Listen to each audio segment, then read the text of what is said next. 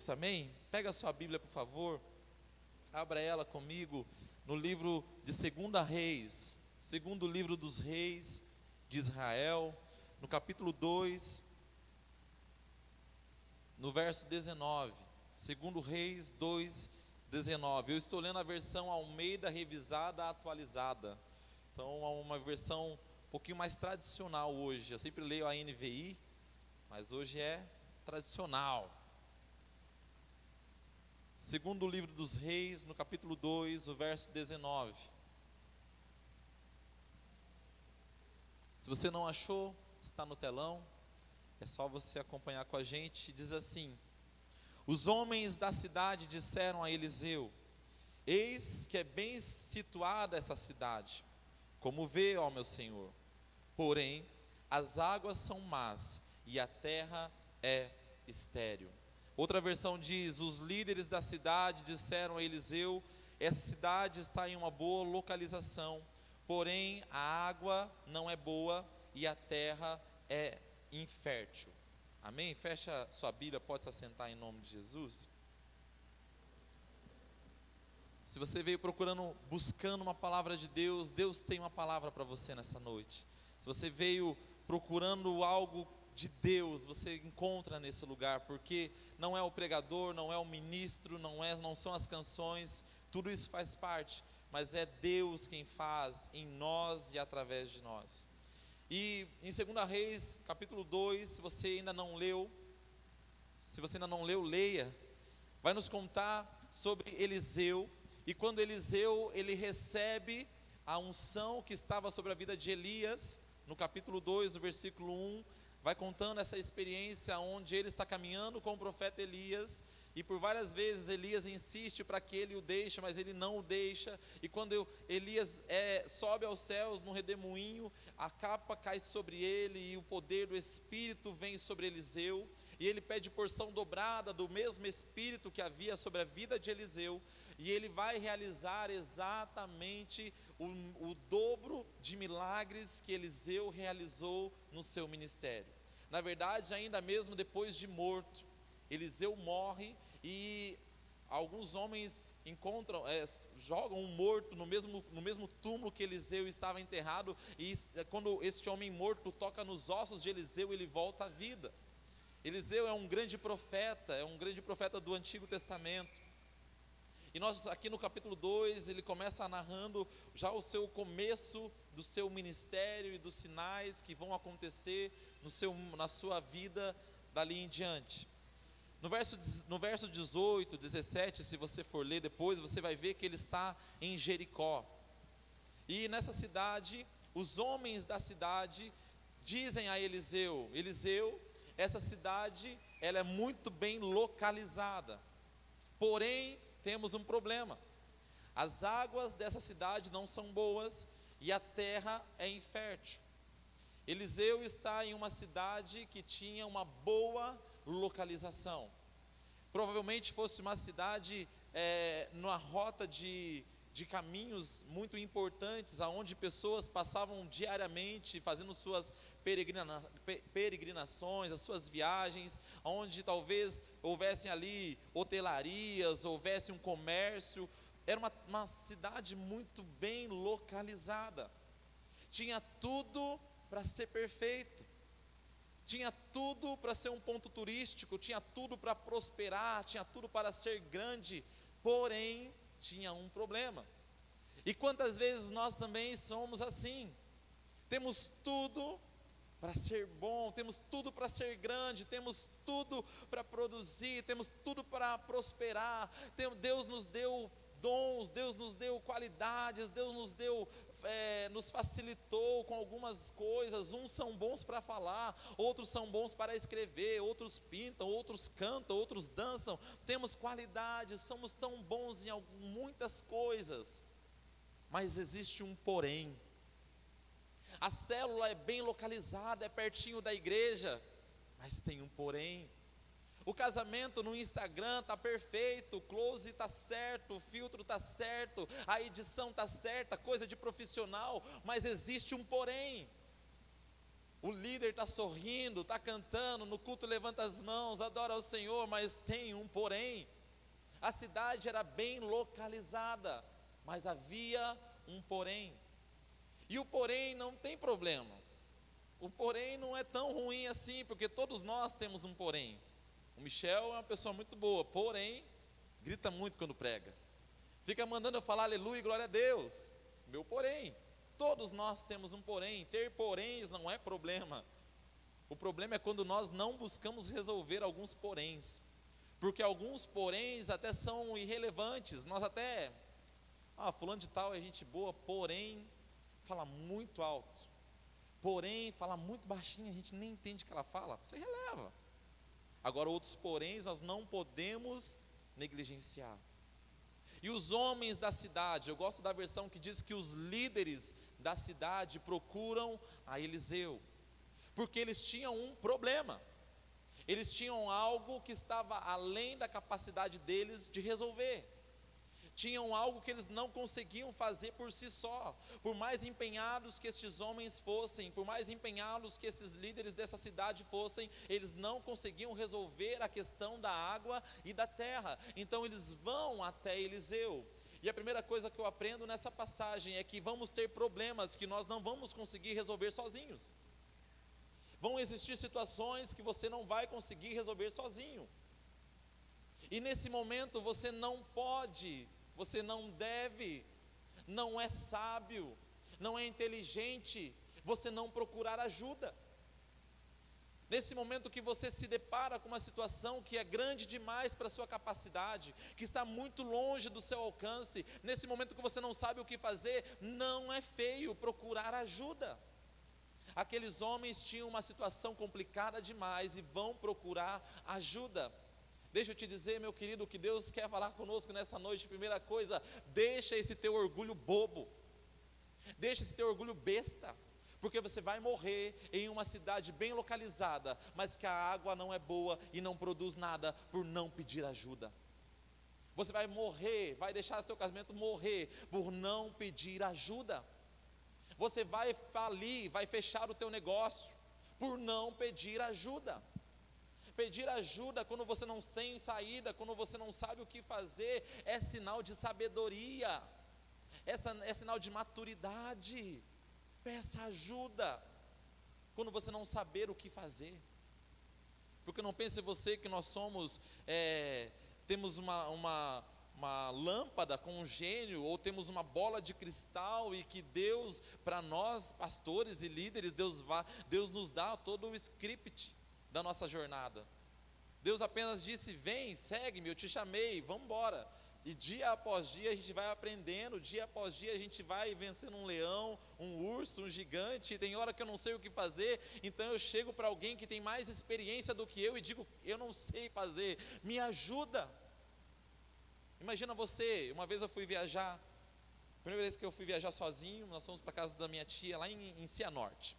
E aí eu coloquei no GPS, ok, hoje em dia você vai para qualquer lugar com GPS, mas deixa eu te dizer, ele não conta muitas vezes os buracos que tem na pista, ele não conta muitas vezes os problemas que você vai encontrar. E quando eu fui sozinho, eu peguei um pedaço, um trecho da estrada, nossa, terrível, tinha que andar 50 por hora, porque o carro cheio, pesado, não dá para correr, ainda mais que, meu Deus do céu, uma roda, meu pai, os homens entendem, lascar uma roda, entortar, não dá, 50 por hora lá, 8 horas de viagem. Para voltar, eu perguntei para os meus parentes lá, qual é outro caminho que não tem esse pedaço ruim? Ele falou: olha, se você for por aqui, você vai pagar mais um pedágio, mas vale a pena. Eu pedi ajuda porque era algo que eu não sabia, que eu não conhecia. Peça ajuda quando você tiver algo que você não consegue resolver. Mas sabe qual é o problema? Que nós somos crianças em algumas situações. Sabe uma criança quando ela ganha um brinquedo novo, e aí ela não sabe como funciona, não sabe como montar? Nós que somos assim hard, um pouquinho mais para trás, quem ganhou Kinder Ovo aqui, né? Aquele Kinder Ovo que vinha cheio de pecinhas e tinha que... Os irmãos fazem assim, ó. Cheio de pecinhas, e você tinha que montar, e aí a criança não consegue. Hoje em dia é mais fácil, mas antigamente não conseguia. E aí você dá o brinquedo para o adulto, para aquela pessoa mais velha, assim, como é que funciona? E aí a pessoa pega o brinquedo e fala assim, olha assim, então faz assim para funcionar. Você não deixa nem ele terminar, a criança não deixa terminar, ele fala, entendi. Não é assim? Você pede conselho, você pede ajuda, mas daí quando a pessoa começa a te instruir como fazer, já entendi. Pelo amor de Deus, meu irmão, peça ajuda quando houver uma situação que você não consegue resolver, e peça ajuda enquanto há tempo, porque muitos pedem ajuda lá no final, quando não tem mais o que fazer. Pastor, está aqui o cargo, líder de rede, está aqui a liderança da célula, mas quando começou a sofrer, quando começou a patinar, não pediu ajuda, e agora está morrendo, aí eu não quero mais, peça ajuda. Meu Deus, tem que correr, gente, pelo amor de Deus. Eles vão até Eliseu, pedem ajuda, e Eliseu diz para eles, tragam um prato novo e um punhado de sal. E aqueles homens imediatamente fazem o que Eliseu ordena, trazem a Eliseu um prato novo com sal. Sabe o que outra coisa que nós aprendemos nessa passagem, é que muitas vezes nós até pedimos ajuda, mas quando vem a direção nós rejeitamos, porque é louco demais, porque é estranho demais, porque não tem nada a ver com o que eu estava imaginando. É igual Naamã, queria ser curado, mas queria que o profeta viesse até ele, dissesse uma palavra mágica, colocasse a mão sobre a cabeça. Não, o profeta nem atendeu, disse, manda ele ir mergulhar no rio, e no rio daqui mesmo, sem um outro rio não. A direção, pediu ajuda, veio a direção, e eles não questionaram, eles não duvidaram. Traga um prato, traga um punhado de sal, e eles fizeram. Aí vem 12 dias de campanha, eu não vou fazer um dia, vou no primeiro e no último, e Deus me abençoa, como todo mundo lá da igreja. Daqui a alguns meses vem jejum da vitória, uma comida, uma bebida e uma vaidade, não sou vaidoso, tira a arrogância, irmão, já ajuda meio imundo, talvez não no jejum da vitória, mas na tua vida. Não vou fazer, levanta a mão e diga aleluia. Para que isso, minha etiqueta? Para que isso? Para que ungir minha cabeça com um punhado de óleo? Não tem sentido. Eles não questionaram a direção que Eliseu dá a eles, e a palavra diz que eles vêm com o prato novo e sal, e entregam a Eliseu. Precisamos de ajuda, até pedimos, mas muitas vezes não seguimos aquilo que a direção que o nosso Deus nos deu, ou o nosso líder nos deu, o nosso pastor nos deu. E outra coisa que eles fazem, eles pegam o prato e o sal e entregam a Eliseu. Nós até cremos que Deus pode fazer, nós até cremos que Deus pode abrir uma porta, nós até cremos que Deus pode operar um milagre, mas nós cremos desse jeito. Deus, olha só, Senhor, vou pegar um exemplo aqui, preciso mudar o horário do meu trabalho. Deus, vai lá, Senhor, e fala com o João, porque o João é o encarregado do setor. Deus, vai lá e fala com ele, Pai. A gente quer que Deus faça, mas não entrega, não confia. Deus, vai lá e fala no coração da minha sogra, do meu sogro, fala no coração da minha esposa, do meu esposo. A gente quer ensinar Deus a fazer, a gente quer dizer, Deus, vai lá e fala com tal pessoa. Eles trazem um prato, um punhado de sal, e entregam a Eliseu. E Eliseu administra aquilo conforme a direção que ele teve naquele momento. Entregamos, mas queremos continuar administrando, porque se fosse eu faria diferente, porque se fosse eu não agiria dessa forma, porque quando estava nas minhas mãos, era diferente. Entrega e confia que aquele que está administrando sabe o que está fazendo. Se ele é homem de Deus, se ele é profeta, se ele ouve o Senhor, ele sabe exatamente o que ele está fazendo. Entregam o sal, um prato novo para Eliseu. Outra coisa que nós aprendemos aqui, aprenda a entregar sempre coisas novas. Porque não, eu já estou acostumado a louvar do mesmo jeito, eu estou acostumado a participar do culto do mesmo jeito, eu estou acostumado a levar o estudo da célula do mesmo jeito. Meu irmão, entregue algo novo para o Senhor. Entregue algo novo para Deus. Sacrifique aquilo que você ainda não sacrificou. O ano passado, o jejum da vitória, eu tirei a carne. Esse ano eu vou tirar carne também. E no ano que vem eu vou tirar carne de novo. E no outro ano, faz algo novo.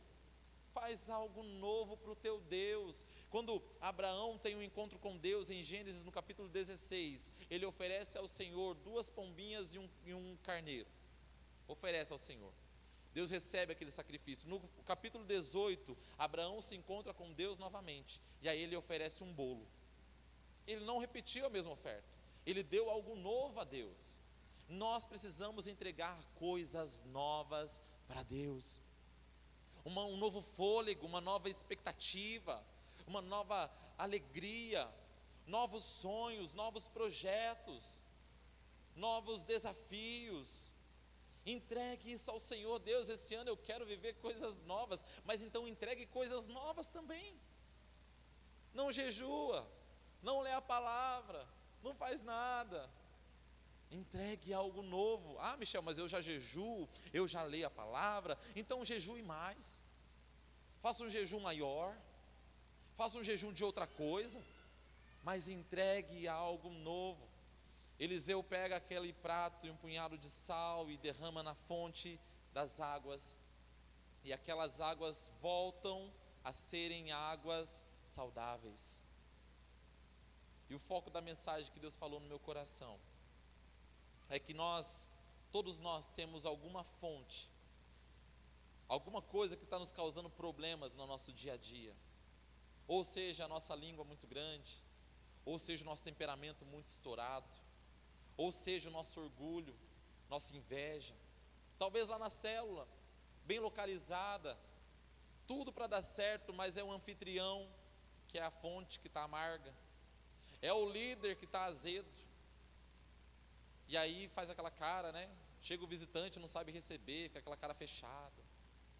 A rede, está aí, rede de homens, de mulheres, de jovens, de adolescentes, temos redes aí, alguma coisa dentro da rede está errado. Uma fonte que está trazendo desgosto, está impedindo o crescimento. Eliseu derrama o sal naquela fonte, e aquelas águas se tornam águas saudáveis outra vez. Deus não vai tratar superficial. Deus não vai tratar do jeito que eu acho que tem que ser. Deus não vai começar, Deus, começa a trabalhar na minha vida, mas começa por essa área aqui, que eu tenho mais necessidade. Deus vai fazer do jeito que Ele quer. E Deus vai na fonte. Deus vai tratar na fonte. Se nós temos tudo para ser grande, tudo para ser próspero, tudo para sermos influentes, tudo. A cidade era bem localizada, mas as suas águas estavam amargas, as suas águas estavam doentes. E Deus tratou exatamente na fonte do problema.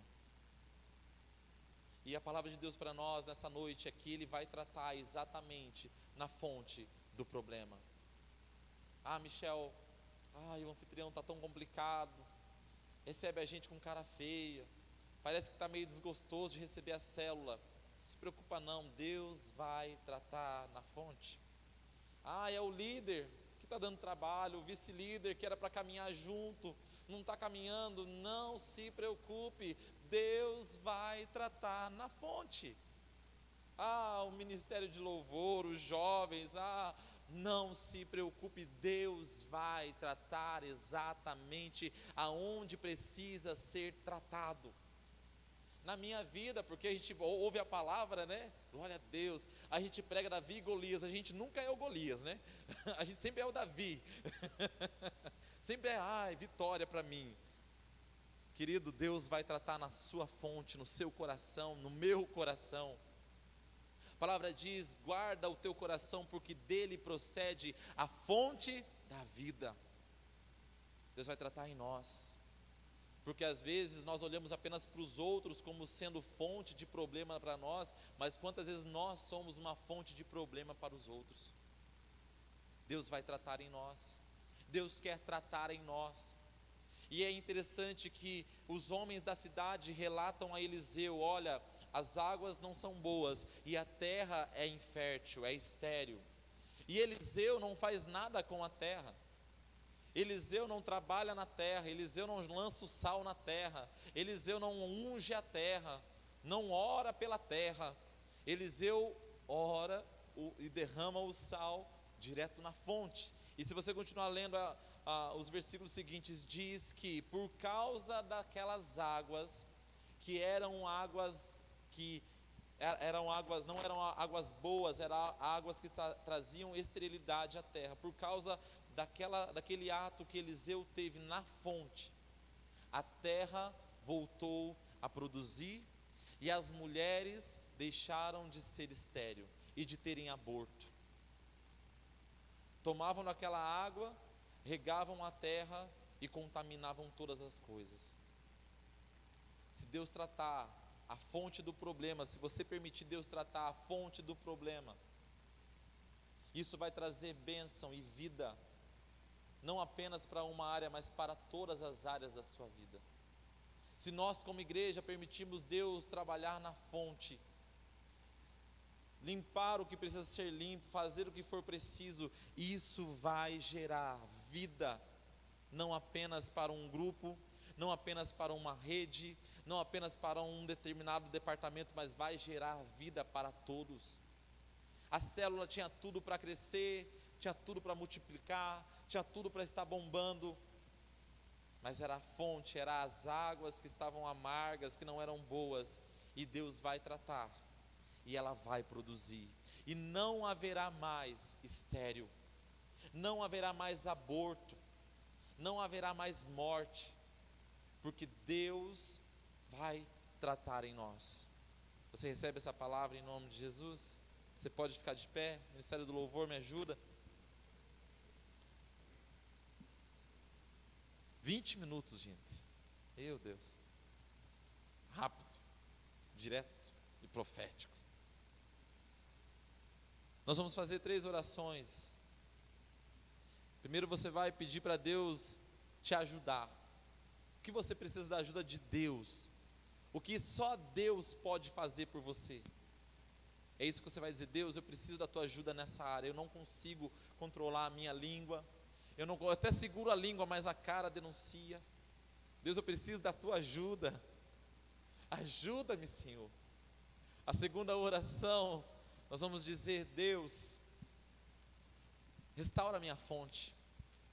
Restaura a fonte do meu coração, restaura a fonte dos meus pensamentos, restaura a fonte que talvez esteja estragando todas as coisas. E depois nós vamos orar para que Deus traga vida outra vez. Talvez você não produziu ainda, você não chegou aonde Deus quer que você esteja, você ainda não chegou, não fluiu no ministério, você ainda não cresceu, ainda não experimentou as promessas de Deus por causa de uma fonte de águas que estão amargas, que estão paradas, que estão gerando morte.